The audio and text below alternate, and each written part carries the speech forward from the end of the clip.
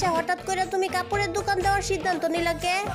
হ্যাঁ, উদ্বোধন 31 তারিখে উত্তরার 10 নম্বর সেক্টরের 1 নম্বর রোডে। আমি কইছি হঠাৎ করে তুমি কাপড়ের দোকান দেওয়ার সিদ্ধান্ত নিলা কে?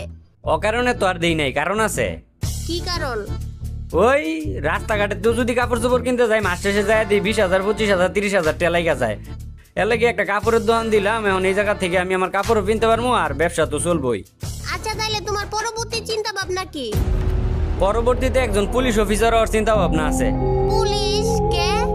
ওই যে রাস্তাঘাটে হেলমেট লয়ে না পারিলে 1500 টাকার মামলা, হেলমেট লয়ে না পারিলে 2000 টাকার মামলা। এই মামলাটা দিতে দিতে আমি ফকির হয়ে যাইতাছি। এই পুলিশের জ্বালাতনে আমি একজন পুলিশ অফিসার হওয়ার চিন্তা ভাবনা নিছি আর কি। দেখো রাস্তাঘাটে আবার হিজলার পাল্লাই পড়ো না, আবার জানি কোন দিনকা হিজলা হওয়ার শখ জাগে। হ্যাঁ, পরবর্তীতে হিজলা হিজলা আমি তো পুলিশে আরে দেখ